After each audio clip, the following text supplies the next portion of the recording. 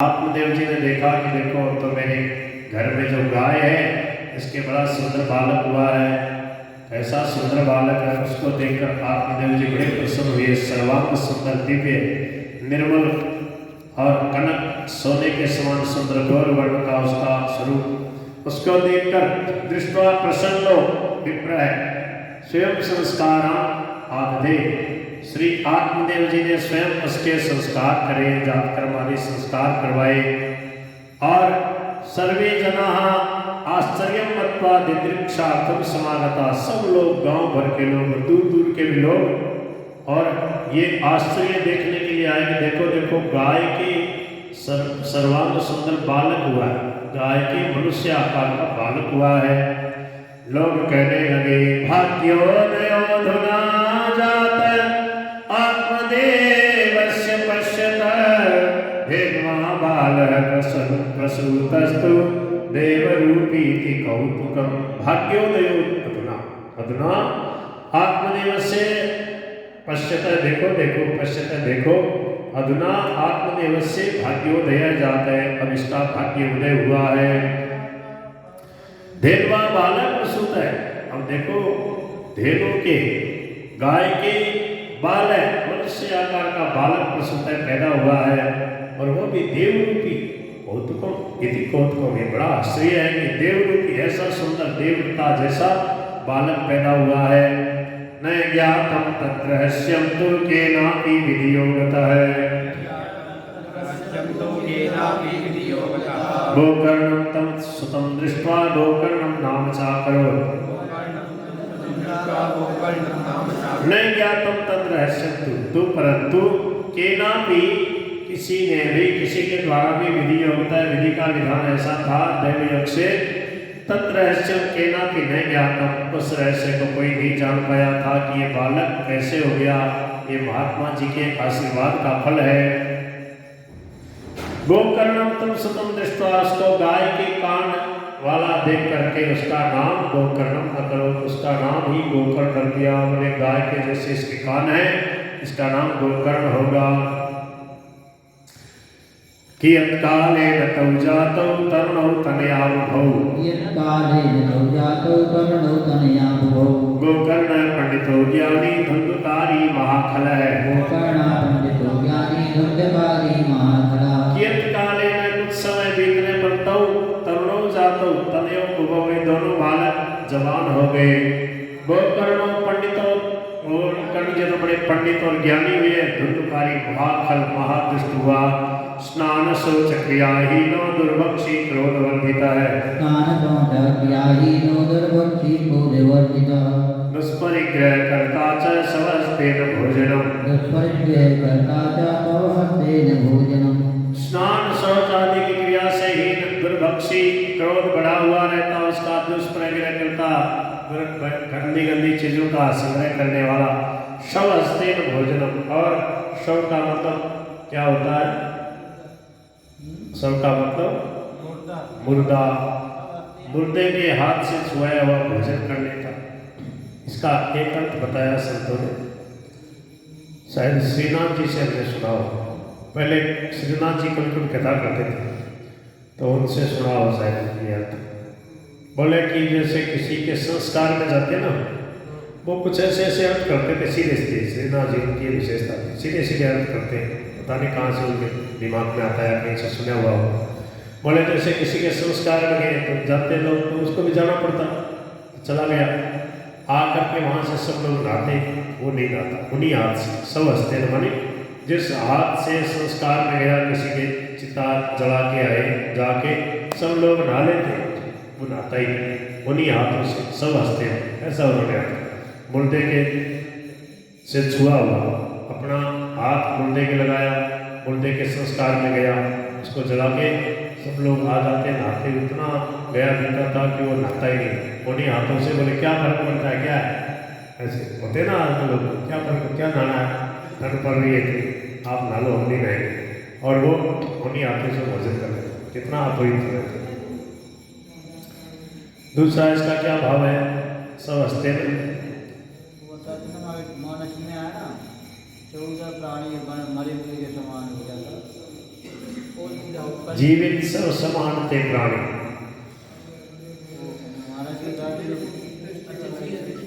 हैं?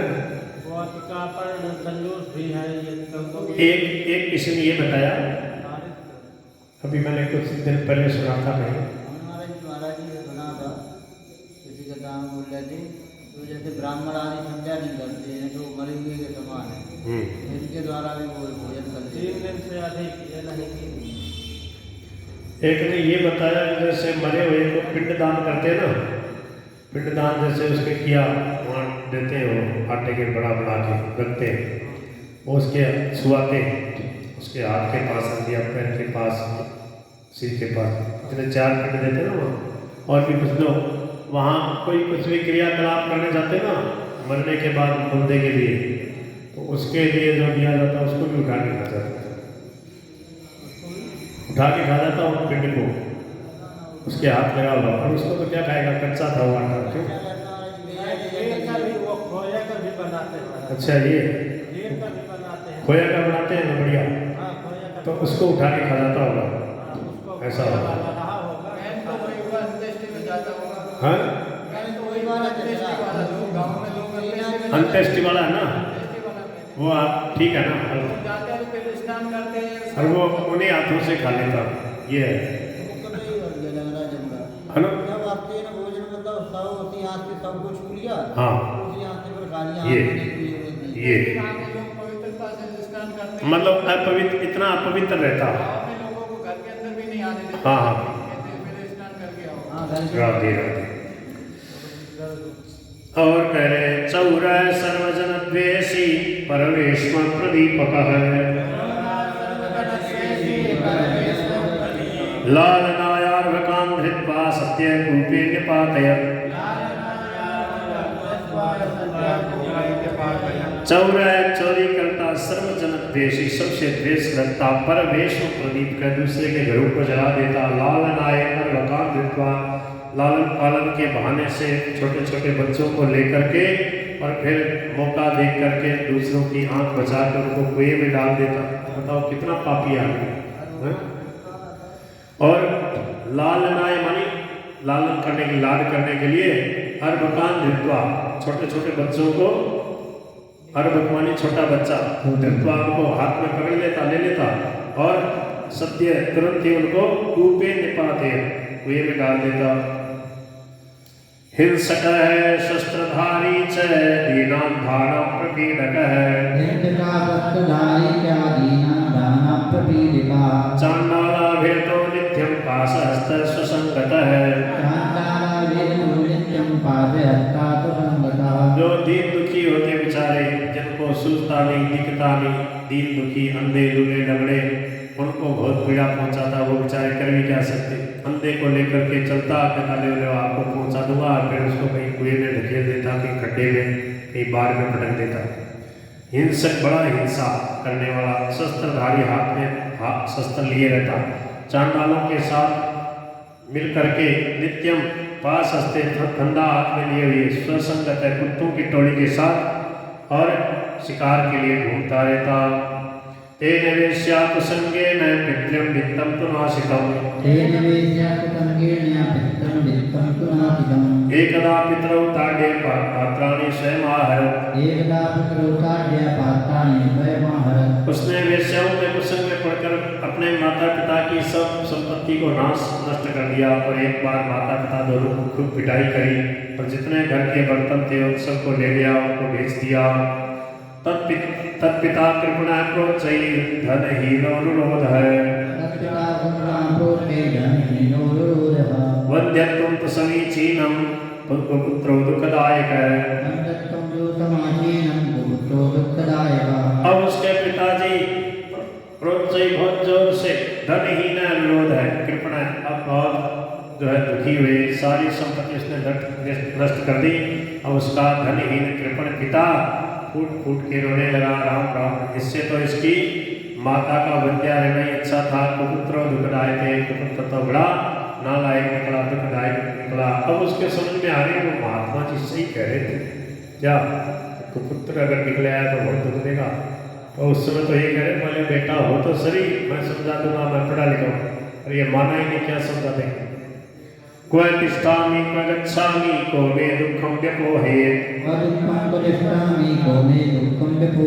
प्राणास्त्यजामि दुःखेन हा कष्टं मम संस्थितम्।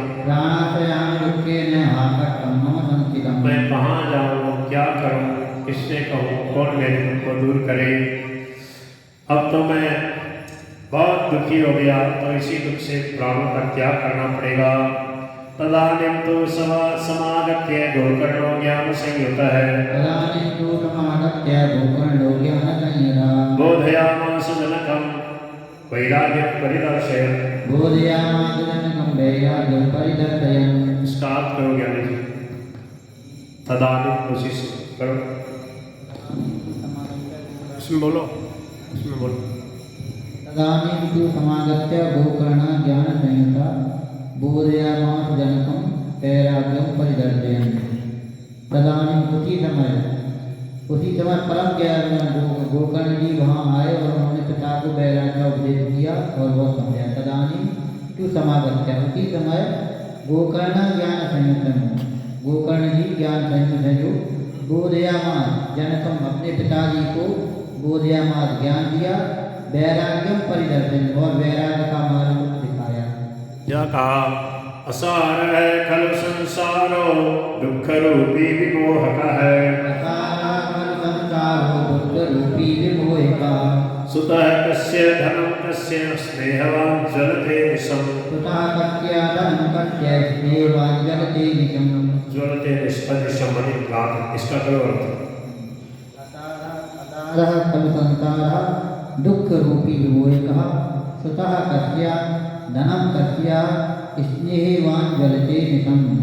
वे बोले, हे पिताजी, यह संसार असार है, यह अत्यंत दुख रूप है। असारा खलु संसारा, दुख रूपी विमोहका, यह दुख रूपी है। सुतः कस्य, किसका बेटा, धनम कस्य, किसका धन, स्नेहवान जलते निशम, स्नेहवान अर्थात आसक्तिवान धन समेता अनिशम, दिन रात जलते ही रहते हैं। न चेन्द्रस्य सुखं किंचित् न सुखं चक्रवर्तिनः। सुखमस्ति विरक्तस्य मुनेरेकान्तजीविनः। न चेन्द्रस्य सुखं किंचित् न सुखं चक्रवर्तिनः। इस संसार में न इंद्र से सुखम किंचित, इंद्र को भी सुख नहीं है, न सुखम चक्रवर्ती, चक्रवर्ती सम्राट भी सुख नहीं है।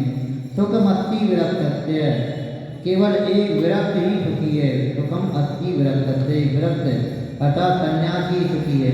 जो एक मुनि एकांत जीवन, जिनका एकांत जीवन, ऐसे मुनि ही सुखी हैं। मुच्चा ज्ञानम प्रजारूपम मोहतो नरके गतिः। मुच्चा ज्ञानम प्रजारूपम मोहतो नरके गतिः। निपतिष्यति देहोऽयं सर्वं त्यक्त्वा वनं व्रज। निपतिष्यति देहोऽयं सर्वं त्यक्त्वा वनं व्रज। मुच्चा अज्ञानम मुच्च, प्रजारूपम अज्ञानम मुच्च, बेटा हो जाएगा तो सुखी हो जाऊंगा, इस ज्ञान को छोड़ दो।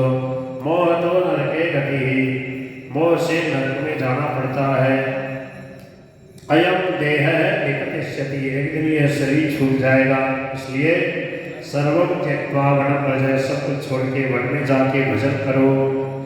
तद्वाक्यं तु समाकर्ण्य गन्तु कामः पिता ब्रवीत्। तद्वाक्यं तु समाकर्ण्य गन्तु कामः पिता ब्रवीत्। किं कर्तव्यं वने तात तत्त्वं वद सविस्तरम्। किं कर्तव्यं वने तात तत्त्वं वद सविस्तरम्। गोकर्ण जी महाराज के वाक्य को अच्छी तरह से सुन करके पिताजी ने गन्तु कामः, वन में जाने का निश्चय कर लिया। अब्रवीत बोले, बने तात किम कर्तव्य, मेरे को वहाँ वन में जाके कैसे भजन करना चाहिए। तब तुम सविस्तरम बन, हे बेटा विस्तार से मेरे को समझाओ। अंधकूपे स्नेह पासे बद्ध पंगुरहं षठः। कर्मणा पतितो नूनं मामद्धरदयानिधि। मैं अंधकूप में स्नेह पास में बंद करके पंगु हो रहा हूँ, मैं बड़ा सट हूँ, मैं अपंग की भांति अंधेरे घर अंधेरे प्रेम में पड़ा हूँ। मेरे पापों की कोई गणना नहीं है। कर्मणा पतितो पतितो, मैं अपने ही कर्मों के कारण से दोनों निश्चय ही ऐसे घर गृहस्थी के अंधेरे प्रेम में पड़ गया हूँ। तुम बड़े दयालु हो, दयानिधि, माम उधर मेरा उद्धार करो। गोकर्ण उवाच देहेऽस्तिमान् सरुधिरे भीमतिं त्यजत्वा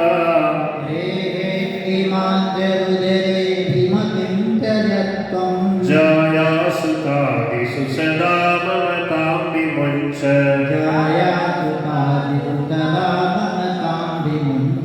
पश्यानिशं जगदिदं क्षणभङ्गनिष्ठा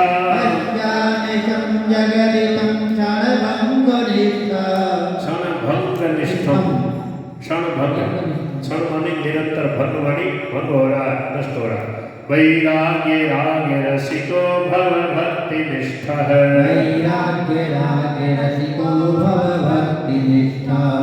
देहि इस शरीर में अस्थि मणि हड्डी है, मांस है, रुधिर मणि खून है। इसमें तुम अभिमति त्यज, इसमें अभिमति मणि देहाभिमान को छोड़ दो कि ये शरीर मैं हूँ। सबसे पहले क्या छुड़ाया? अभिमान।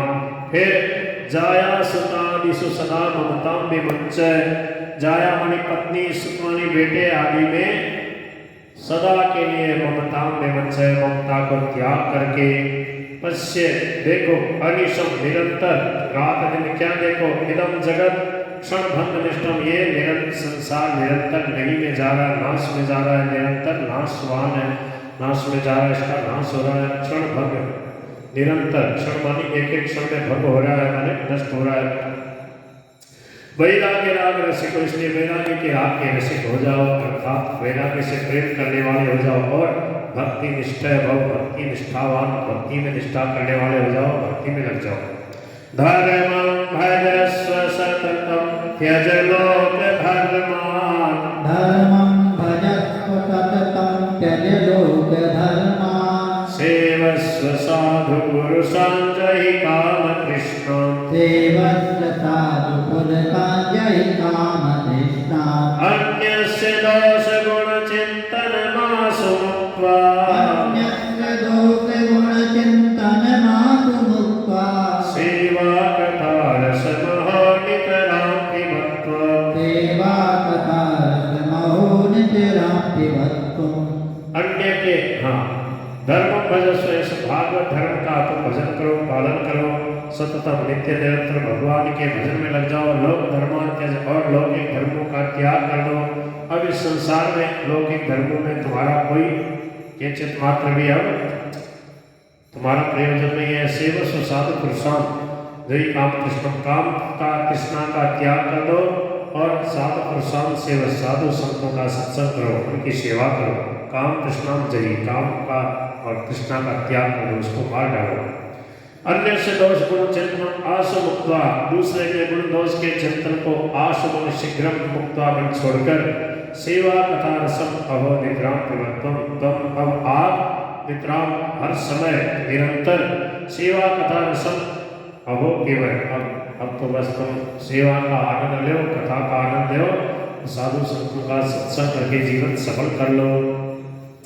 एवं सुतोक्ति वसतो विगृहं विहाय, एवं सुतोक्ति वसतो विगृहं विहाय, यातो वनं स्थिरमतिर्गत षष्टिवर्षः, यातो वनं स्थिरमतिर्गत षष्टिवर्षः, युक्तो हरेरनुदिनं परिचर्ययासौ, युक्तो हरेरनुदिनं परिचर्ययासौ, श्रीकृष्णमापनियतं दशमस्य पाठः, श्रीकृष्णमापनियतं दशमस्य पाठः। एवं इस प्रकार सुतोक्ति वसत है, अपने बेटे के वचनों को सुनकर गृहम विहाय, घर को छोड़कर स्थिर गति स्थिर बुद्धि करके, और गत 60 वर्ष है, यद्यपि 60 वर्ष के हो गए थे फिर भी वनम जाता है, वन को चले गए स्थिर मति और निश्चय कर लिया कि यही भजन करूंगा।